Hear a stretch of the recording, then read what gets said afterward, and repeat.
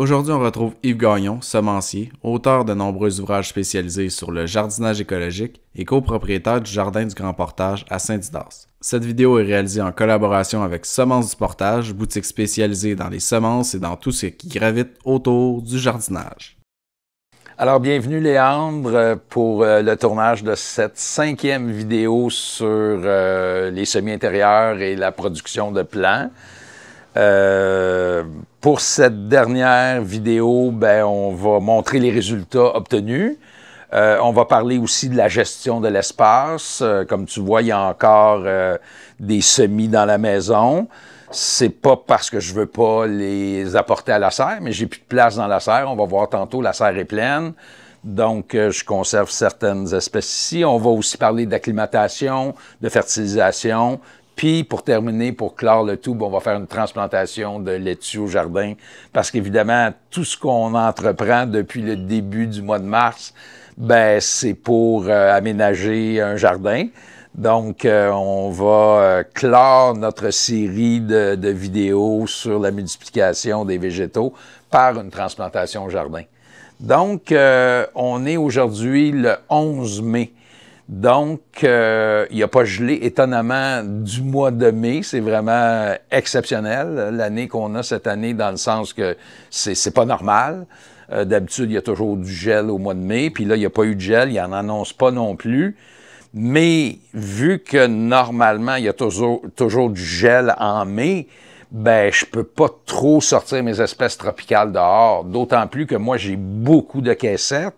Donc, si je commençais à sortir des caissettes dehors, puis là, il annonce du gel, puis il faudrait que j'y rentre en dedans, ça me tente pas cette manipulation-là. Il faut bien comprendre que si on a juste 2 caissettes de tomates, une caissette de basilic, puis une caissette de poivrons, on peut les sortir dehors, puis on peut les rentrer s'il annonce du gel. Mais dans mon cas, c'est pas possible. Donc, je suis obligé de retenir mes semis à l'intérieur par précaution, d'une certaine façon. Donc là, ici, j'ai principalement des espèces tropicales que je garde ici. Puis souvent, c'est du petit calibre parce que tout ce qui est rendu plus développé, c'est rendu dans la serre. Donc, je vais retirer les luminaires pour qu'on puisse juste regarder rapidement qu'est-ce qui reste ici dans la maison. Puis après ça, on va passer à la serre. Donc, j'éteins les luminaires. Alors, on a une magnifique journée aujourd'hui. On va avoir du beau soleil qui va venir arroser de lumière les plants ici. Donc, j'aurai pas besoin de remettre les luminaires avant 13 heures à peu près, quand le soleil va être rendu au sud puis qu'il y aura moins de soleil ici.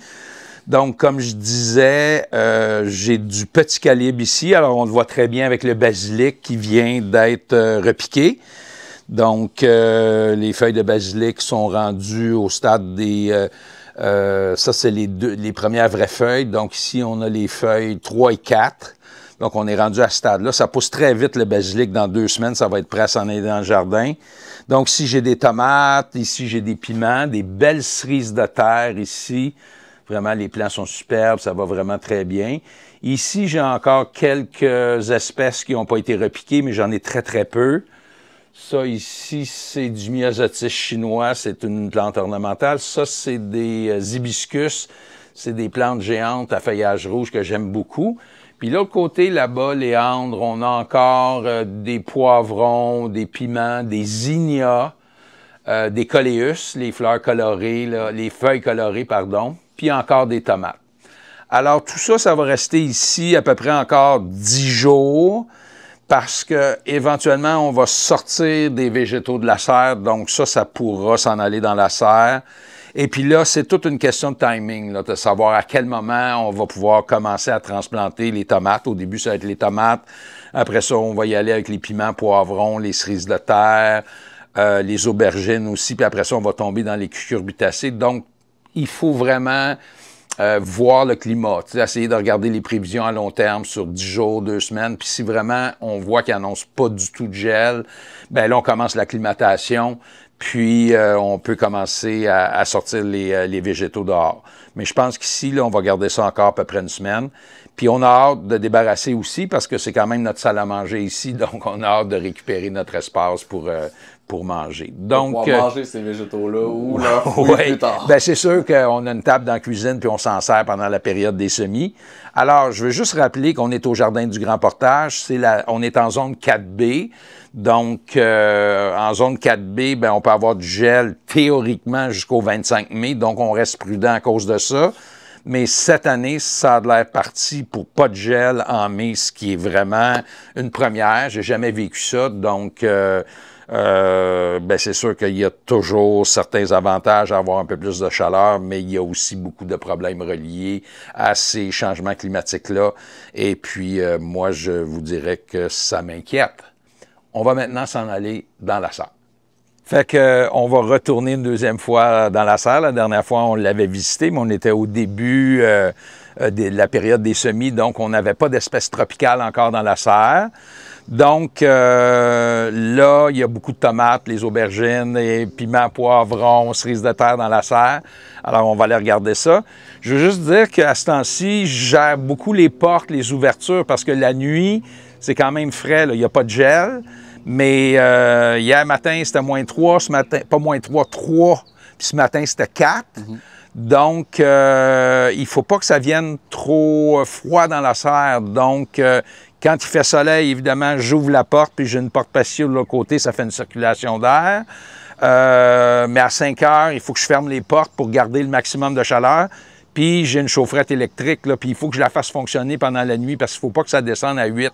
Parce que les tomates, les poivrons, les aubergines n'aiment pas des températures de 8 degrés, c'est trop froid. Le phosphore n'est pas assimilable. Donc, on essaie de garder ça à 12-15 minimum dans la serre. Alors, on va rentrer. Alors, bienvenue, mon cher Léandre, dans cette serre que tu as déjà visitée la dernière fois. Alors, comme je disais, c'est pas mal plein, hein? Il y a des végétaux partout. Je fais beaucoup de fleurs. On produit, je dirais, 95% des végétaux pour notre jardin. On fait beaucoup d'ornemental ici. On fait beaucoup de production de semences. On pratique l'autosuffisance alimentaire, donc on a à peu près de tout en légumes. Diane est herboriste, donc beaucoup de plantes médicinales. On fait des plantes aromatiques parce qu'on aime bien assaisonner notre cuisine. Donc, on a vraiment de tout. On a de l'ornemental. Ici, c'est des ricins qui commencent à lever. On va les repiquer en pot prochainement. Plantes tropicales ici. Ça, c'est des titonias, c'est des tournesols mexicains que j'aime beaucoup. Nos concombres viennent de lever ici. On les fait en pot. Donc, je ne vais pas tout décrire ce qu'on a dans la serre parce que ça va être trop long. Ce qui nous intéresse aujourd'hui, c'est de présenter les espèces tropicales. Donc, ici, j'ai mes tomates qui sont quand même assez avancées. J'expliquais que les calibres plus importants sont rendus dans la serre. Donc, ici, ça, c'est la tomate Mother qui va être transplantée dans la serre. Donc, j'ai pas besoin d'acclimater les Mother parce qu'ils vont rester dans la serre. Par contre, ici, j'ai des tomates qui vont s'en aller dehors. Donc, celles-là, on va les acclimater. Ici, Léandre, j'ai d'autres tomates qu'on va acclimater. J'ai des plants d'aubergines aussi qu'on va acclimater. Donc, on va commencer l'acclimatation tranquillement, même si c'est un peu tôt. Mais comme il ne semble pas y avoir de gel de prévu, bien, déjà, je vais commencer à sortir des caissettes à l'extérieur pour commencer l'acclimatation. D'autant plus qu'on annonce du temps nuageux dans les prochains jours. Donc, les périodes nuageuses nous aident dans l'acclimatation parce qu'on n'a pas le soleil direct qui peut affecter un peu le feuillage à cause des ultraviolets. Donc, on va sortir tantôt des caissettes à l'extérieur. Je vais expliquer comment on procède pour l'acclimatation. Tu te souviens, Léandre, on avait transplanté des plants de laitue dans la serre lors de ta dernière visite. Donc, on a ici les laitues oreilles du diable qui sont encore un petit peu jeunes. Ça, c'est de la roquette, de la moutarde ici. C'est pas tout à fait prêt à récolter. Mais très prochainement, je vais commencer à récolter de la roquette, de la moutarde. Puis j'ai de la moutarde épinard là-bas. Donc, c'est intéressant parce que ça nous permet d'avoir de la laitue un tout petit peu plus tôt. Je voulais te montrer aussi les tomates. Alors, je parlais déjà dans des vidéos précédentes que quand on a du feuillage violacé comme ça, c'est une indication qu'il y a une carence en phosphore. Donc, c'est pas majeur. La problématique est pas si sévère que ça. Des fois, c'est bien pire que ça. On voit que le vert est quand même d'une belle coloration. Et les plants qui sont plus avancés ici, on voit qu'il n'y a plus de violacés sur le feuillage, sur le dessous du feuillage. Ça veut dire que dans le cas de ces deux cassettes-là, la carence en phosphore a été réglée. Et ça se règle par des apports de fertilisants. Donc, j'ai apporté du compost bionique ici en surface. Et une fois par semaine, je vais faire des apports d'hydrolysa de poisson et d'algues liquides. Et finalement, ça finit par porter fruit. Mais ici, comme il y a encore un petit peu de violacé, bien, on va procéder à une fertigation. Donc, on va faire immédiatement un apport de ces deux produits-là. Donc, je vais aller chercher mon arrosoir ici, comme ça. Donc, mon arrosoir est à peu près plein à moitié. Donc, la posologie, c'est 10 ml par litre d'eau de chacun de ces produits-là. Donc, ici, j'ai les algues liquides Acadie. Donc, pour 2 litres, je vais mettre à peu près 20 ml, ce qui veut dire une cuillerée à table, une grosse cuillerée à table. J'y vais à l'œil parce que je le fais toujours à l'œil. Je suis rendu assez habitué que je le sais c'est quoi la quantité. Et l'hydrolysa de poisson, c'est la même posologie, c'est-à-dire 10 ml par litre d'eau d'arrosage. Donc, pour 2 litres, ça veut dire 20 ml. Ça veut dire une grosse cuillerée à table. Donc, voilà, c'est fait. Et là, je pourrais brasser avec un bâton, mais j'y vais avec mes mains. Il n'y a rien de toxique là-dedans. Donc, on a une solution ici d'algues et d'hydrolysa. J'enlève la buse. Parce que ces produits-là, c'est quand même riche en sels minéraux et il faut éviter d'arroser le feuillage parce qu'à un moment donné, ça peut affecter le feuillage. Donc, j'y vais au niveau du collet. Donc, j'y vais comme ceci. Je l'apporte au niveau du terreau sans mouiller le feuillage et avec l'arrosoir, je peux me faufiler facilement dans toutes les zones de ma caissette. Fait que là, j'ai mis à peu près un demi-litre. Je vais en mettre ici aussi un tout petit peu pour continuer le bon traitement de ces plants-là ici qui vont vraiment très, très bien. Là, on a dit qu'ici, il y avait un tout petit peu de violacé aussi. Je vais leur en mettre un tout petit peu. Les plants sont jeunes, ça fait qu'on ne met pas une dose aussi forte que pour des plants plus avancés. Puis ici, je vais leur donner une petite dose supplémentaire de compost en surface. Alors, je pourrais le faire ici aussi pour ces tomates-là, même si le besoin n'est pas criant. Ici, les aubergines, je trouve que le feuillage est un petit peu pâleau. Donc, je leur en donne un petit coup aussi. Puis, je vais finir ici pour les poivrons, mon arrosoir comme ça. Alors ça, c'est une façon de fertiliser les végétaux en caissette. Et l'autre manière, c'est de travailler avec du compost de qualité. J'utilise le bionique ici.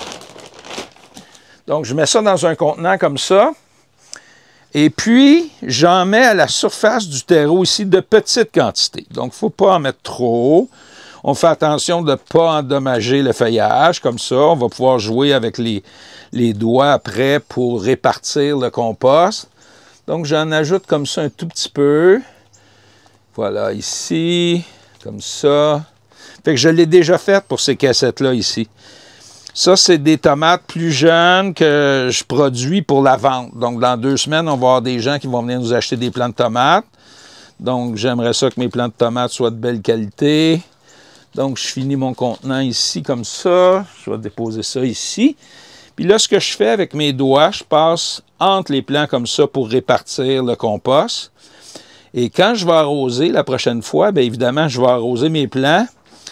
Et puis là, l'eau d'arrosage va passer à travers le compost. Donc, il va y avoir une espèce de lessivage d'éléments nutritifs qui va se rendre aux racines. Donc, on répartit ça. On essaie d'ôter le compost qui est sur le feuillage aussi. Je secoue un petit peu les plants comme ça. Et puis, ça va faire la job. J'aurai plus besoin d'apporter grand-chose d'ici à la transplantation au jardin ou, dans ce cas-là, de la vente des plants. Donc voilà, c'est à peu près ça la démonstration que je voulais faire. Là, ce qu'on va faire, c'est qu'on va sortir quelques cassettes pour débuter l'acclimatation des plants. Alors, l'acclimatation, on pourrait dire aussi l'endurcissement. Donc, comme ces plants-là, qui étaient soit à l'intérieur dans la maison ou ici dans la serre, ont été protégés des rayons ultraviolets directs, ils sont protégés ici par le plastique, dans la maison par les vitres, donc ils ne sont pas directement exposés aux ultraviolets. Donc, je prenais ces plants-là, puis je les mettais directement dans le jardin, bien, ils vivraient un choc lié aux UV. Il y aurait également le choc de la température, un choc de froid, parce qu'évidemment, les nuits, ça peut descendre à des températures de 5, 6, même s'ils ne gèlent pas. Les nuits sont froides. Donc, en gros, ce qu'on veut, c'est préparer les plants à leur nouvel environnement. Donc, on les sort à l'extérieur et puis on essaye de ne pas les mettre au soleil direct. Si jamais il annonce des températures froides, bien évidemment, on peut les rentrer dans la serre. Mais moi, là, comme j'ai une quantité importante de cassettes, je ne suis pas pour sortir tout ça puis les rentrer à toutes les fois qu'ils annoncent des nuits froides. Donc, je vais y aller graduellement. Là. Je vais juste sortir 5-6 cassettes. On va les placer à un endroit. Je vais t'expliquer comment je procède pour ça. Et puis, on va utiliser des filets anti-insectes pour les protéger des rayons UV trop directs, puis ça peut les protéger de certaines nuits froides. Et au besoin, on peut mettre des chaises ou des bancs, puis les recouvrir d'une toile plus épaisse pour éviter que le froid vienne les affecter aussi. Donc, on va procéder à la sortie de quelques cassettes pour faire la démonstration de l'acclimatation. Bon. Alors, ici, c'est la zone d'acclimatation.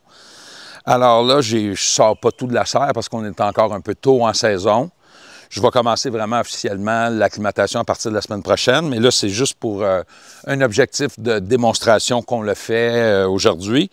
Alors, ça donne bien, il annonce du temps nuageux. Donc, quand on commence à sortir nos plants, c'est vraiment une très bonne idée de choisir une période nuageuse, donc on n'a pas les ultraviolets directement sur les plants. Quand c'est nuageux, en général, la température est plus stable, ça descend moins la nuit. Les températures descendent la nuit quand le ciel est dégagé. Ça fait que quand on a un couvert de nuages, bien, ça descend moins la nuit. Donc, pour l'acclimatation des espèces tropicales, c'est vraiment parfait. Donc, ils n'ont pas trop de choc au début. C'est vraiment un processus qui doit se faire d'une manière graduelle. Je dirais que l'acclimatation, ça prend à peu près 10 jours. De prendre des plants qui ont été bichonnés pendant 1 mois, 2 mois, puis de les envoyer directement dans le jardin, bien, c'était un risque énorme. Donc, il y a un processus d'adaptation qui prend, comme je disais, à peu près 10 jours. Alors ici, c'est des espèces plus rustiques, ce n'est pas des espèces tropicales. Elles sont dehors depuis 2 semaines. On n'a pas eu de température très froide depuis 2 semaines, donc j'ai pas eu à les protéger avec des toiles, j'ai pas eu à les rentrer précipitamment dans la serre à cause d'un gel important. Donc ici, j'ai des tournesols, j'ai des persils, j'ai mes artichauts, j'ai des laitues, là-bas, j'ai des plantes médicinales. Fait que ça, c'est parfaitement acclimaté, là, ça peut s'en aller directement dans le jardin. D'ailleurs, ces laitues-là, on va les transplanter tantôt. C'est des laitues Reine des Glaces, elles sont parfaitement acclimatées, ils ont eu du soleil en masse. Donc, je disais que de choisir un moment nuageux pour commencer l'acclimatation, c'est idéal parce qu'on n'a pas le choc des ultraviolets. Autre chose que je fais, c'est que j'utilise des arbres. Alors, le pin qui est là, le genévrier qui est là sont du côté sud. Donc, ça fait en sorte que quand on a du soleil, je vais avoir mon soleil du matin qui va plomber sur mes plants ici. Mais à partir de midi, les plants vont être à l'ombre. Ça fait que ça, c'est vraiment une bonne stratégie. Quelqu'un qui a beaucoup de caissettes à acclimater, il ne peut pas déplacer ses caissettes à tous les jours. Ah, il y a du soleil, il y a trop de soleil, on va les mettre à l'ombre. Donc, de travailler en utilisant des arbres ou des arbustes pour avoir de l'ombre à une certaine période, c'est vraiment une bonne stratégie. Autre chose qu'on peut faire pour protéger les plants des ultraviolets, c'est de travailler avec un filet anti-insectes. Donc, si on a juste un emplacement au soleil, bien, en recouvrant les plants d'un filet anti-insectes, bien, ça va atténuer un tout petit peu la force des ultraviolets. Alors, évidemment, ils ne vendent pas aujourd'hui, mais s'ils vendaient, ça pourrait être déplacer le filet. Donc, je les fixe comme ça en soulevant les caissettes. Comme ceci. Alors, voilà. Ils sont protégés éventuellement d'un soleil trop direct. Alors, là, vu que c'est nuageux, je vais les laisser dehors sans le filet pendant 2-3 jours. Mais là, si la température descendait trop bas, bien, vu que c'est juste 5 caissettes, je pourrais les rentrer à l'intérieur. Mais c'est sûr que je ne vais pas sortir 50 caissettes à l'extérieur d'un coup, puis après ça, les rentrer en dedans. Donc, il faut bien comprendre que si vous avez juste 2-3 caissettes ou quelques plants en pot, c'est facile de les sortir et de les rentrer le soir. Donc, si jamais vous avez des températures qui sont trop froides ou s'il y a trop de vent, bien, vous pouvez protéger vos plants en les rentrant. Mais moi, je ne peux pas faire ça, donc je vais vraiment m'assurer que je n'aurai pas de conditions adverses pour les plants. Donc là, c'est vraiment parfait. Je les mets ici, puis comme je disais, c'est un processus qui prend une dizaine de jours. Donc, 3-4 jours avant de les transplanter au jardin, bien là, ça serait bon qu'ils soient au soleil toute la journée. Donc, je vais les déplacer, puis je vais les mettre un tout petit peu plus loin là-bas, de sorte que plus ça va, plus ils sont exposés aux rayons ultraviolets. Puis là, je vais pouvoir les transplanter au jardin sans risque de voir les feuilles des plants brûler. Donc, c'est un peu ça le processus. Il y a aussi le vent aussi. Si on a trop de vent, les plants peuvent être affectés, le feuillage peut sécher ou pâlir. Donc, c'est toujours de bien choisir son moment pour l'acclimatation, d'installer ses plants dans des endroits où ils sont protégés du vent un peu. Puis, plus ça va, plus on va les exposer à des nuits froides, aux ultraviolets, donc au soleil, et à des conditions où il y a davantage de vent. Donc, comme je disais, c'est un processus qui prend une dizaine de journées et ça vaut vraiment la peine de bien réfléchir à son acclimatation puis d'avoir un processus qui fonctionne bien pour transplanter des plants qui sont déjà habitués à leurs nouvelles conditions extérieures. Donc, pour clore cette vidéo sur l'acclimatation et le jeune jardin au printemps, bien, je te propose de transplanter des laitues. Donc, j'ai ici 2 caissettes de Reine des Glaces, magnifiques laitues qu'on dit glaciales, c'est des genres de iceberg, mais c'est une iceberg frisée vraiment délicieuse. Donc, on va aller transplanter ça, puis en même temps, on va regarder le jardin du début de mai. Alors, c'est très différent de ce que tu as vu quand tu es venu visiter le jardin au mois d'août, Léandre. Les gens sont toujours très surpris de voir le jardin à ce temps-ci quand ils l'ont vu au mois d'août, alors qu'il y a une exubérance de végétation, ce qui n'est pas du tout le cas au printemps parce que, évidemment, quand le jardin se termine à l'automne, bien, on ramasse les végétaux, on les met au compost. Donc, on fait un gros nettoyage qui se continue au printemps. Donc, ici, on a des engrais verts de pois fourragés. Donc, ça a été semé exceptionnellement cette année au mois d'avril. Normalement, on fait ça au début mai. Mais le mois d'avril a tellement été chaud que la neige est partie de bonne heure. Donc, ça m'a permis de semer mon pois fourragé hâtivement. Donc, ce qui est intéressant avec le pois fourragé, qui est une fabacée, c'est que ça permet, grâce au rhizobium qui s'installe sur le système racinaire de l'espèce, d'avoir une très, très bonne fixation d'azote. L'azote va se répartir dans le feuillage. Puis quand je vais enfouir mes pois fourragés, quand ils vont avoir un 75 cm de hauteur, bien, la végétation va être gorgée d'azote. Donc, c'est un processus qui permet d'enrichir le sol en azote. Donc, c'est très intéressant de travailler avec du pois fourragé au printemps, d'autant plus que le pois fourragé ne gèle pas. Donc, on peut l'établir très tôt. Ici, sur ma gauche, on a l'ail. qui a été mis en terre au mois d'octobre l'année dernière. Donc, le paillis a été retiré pour que le sol puisse se réchauffer. L'ail a bien décollé. Puis là, je viens de remettre le paillis entre les plants. Puis ici, on a de l'échalote German Brown aussi qui pousse un peu plus tard que l'ail. Mais c'est vraiment une excellente échalote de garde qui se conserve pendant tout l'hiver. Donc, c'est très intéressant en cuisine de travailler avec l'échalote. J'aime beaucoup ça. Ici, on est en train de préparer les planches qui vont recevoir les tomates, les aubergines, les zucchinis, les cerises de terre.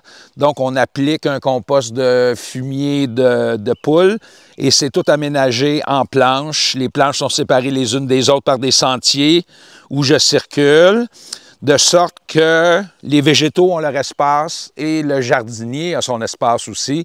Donc, on ne compacte jamais le sol où sont établis les végétaux, ce qui permet à l'eau de pluie de bien pénétrer, aux micro-organismes de bien respirer et aux racines de se déployer correctement. Alors ici, Léandre, c'est 3 planches qui ont été établies au début mai. Ici, c'est principalement des légumes-feuilles. On a de la bêta-carde, on a des épinards, on a de la roquette, on a de la moutarde, on a du bok choy, on a de la mâche. Alors, on voit ici, ça commence tout juste à lever. Ça a été semé il y a à peu près une semaine. Dans la planche du milieu, ici, on a des carottes et des betteraves. C'est pas encore levé ou ça commence tout juste, là. C'est vraiment, je vois pas de carottes encore, mais on voit des petites betteraves qui sont là. Et sous le filet anti-insectes, on a des radis et des navets qui sont protégés par le filet anti-insectes à cause d'un ravageur qui s'appelle la mouche du chou. Donc, la mouche du chou à pond au mois de mai. Et les œufs éclos, ça donne des petites larves qui vont rentrer dans les racines. Donc, les racines de ces 2 espèces-là, c'est la partie comestible. Donc, ça donnerait des radis avec des vers, ça donnerait des navets avec des vers. Donc, on ne veut pas ça.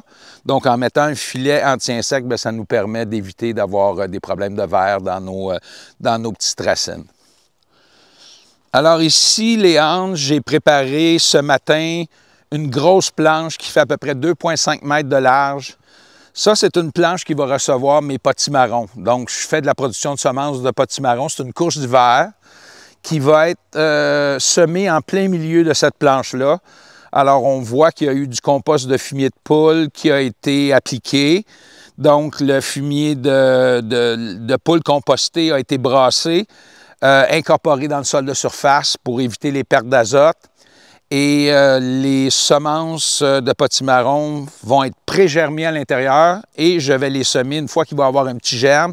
Je vais mettre peut-être une quinzaine de semences en ligne dans le milieu et ça va pousser et les plants vont tellement se développer que ça va se rendre jusqu'ici puis ça va se rendre jusqu'au sentier qui est là-bas.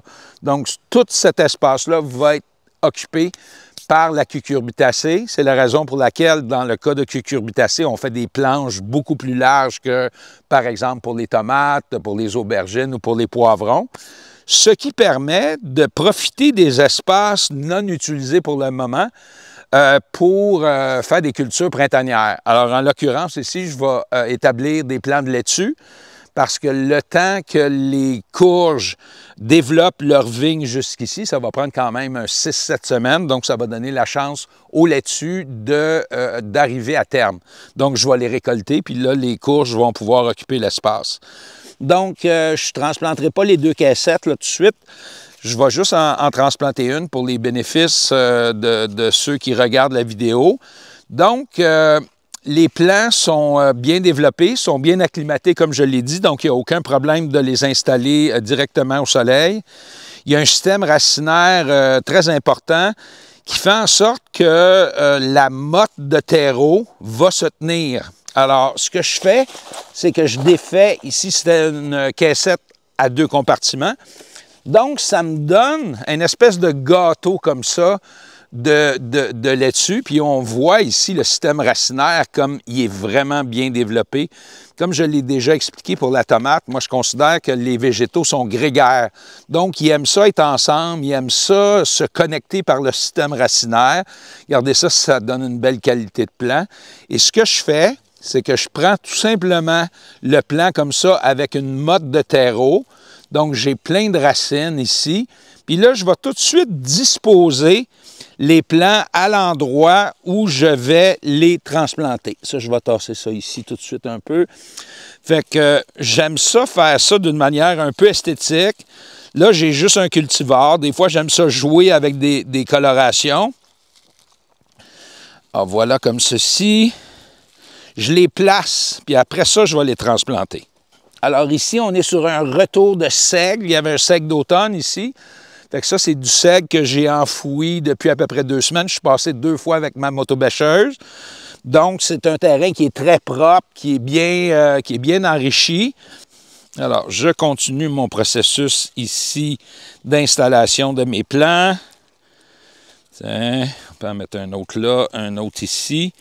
Alors, les plants ne sont pas du tout affectés par cette manipulation-là que je fais dans le moment. Là. Il n'y a pas vraiment de souffrance. Là. Les gens seraient peut-être portés à croire que je ne suis pas gentil avec mes plants parce que je les garoche à terre comme ça. Pas du tout. Les plants vont être très heureux de se retrouver dans un sol où il va y avoir davantage d'éléments nutritifs. Je vais tout de suite commencer à les transplanter. Alors, la méthode est vraiment simple. Le sol est très ameubli par mon travail. Donc, je travaille avec mes mains.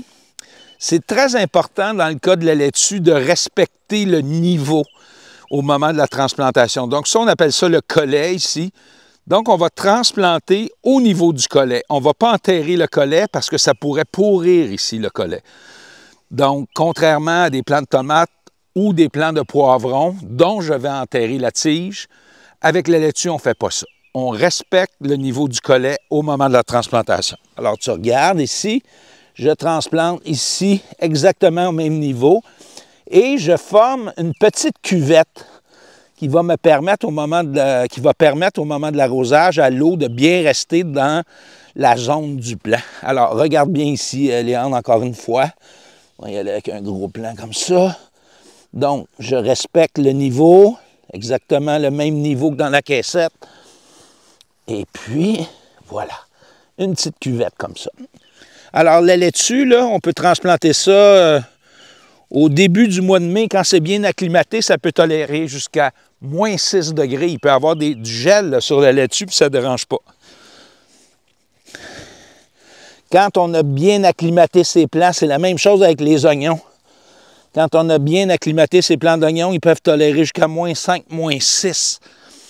Fait que là, j'en ai d'autres à transplanter, mais je vais les faire plus tard. Donc, je vais aller chercher mes arrosoirs. On va donner un coup d'eau. On donne un coup d'eau à chacun des plants, à peu près l'équivalent d'une tasse d'eau, 250 ml. Je vais y aller en 2 étapes. Oups, ici, je n'avais pas fait de cuvette. Alors, ça arrose moins bien quand on n'a pas de cuvette de fait. Fait que je la fais. Voilà. Ici, j'ai un plant que je vais transplanter tantôt.